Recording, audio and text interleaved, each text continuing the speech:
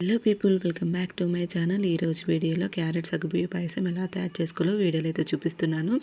ఈ న్యూ ఇయర్ని మంచి హెల్తీ పాయసంతో అయితే సెలబ్రేట్ చేసుకోండి. మీరు కనుక నా ఛానల్ ఇంకా సబ్స్క్రైబ్ చేసుకోకపోతే సబ్స్క్రైబ్ చేయండి, లైక్ చేయండి.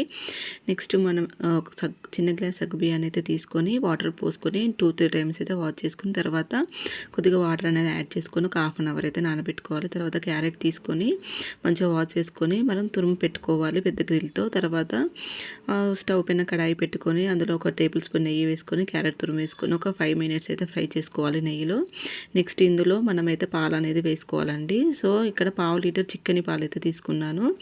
చిన్న గ్లాస్ వాటర్ అనేది యాడ్ చేసుకుంటున్నాను.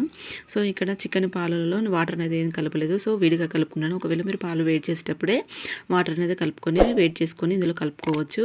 సో మనమైతే దీన్ని ఒక 5 మినిట్స్ అయితే మగ్గించుకోవాలి. ఇలా మగ్గించుకోవడం క్యారెట్ అనేది కొద్దిగా ఉడుకుతుంది.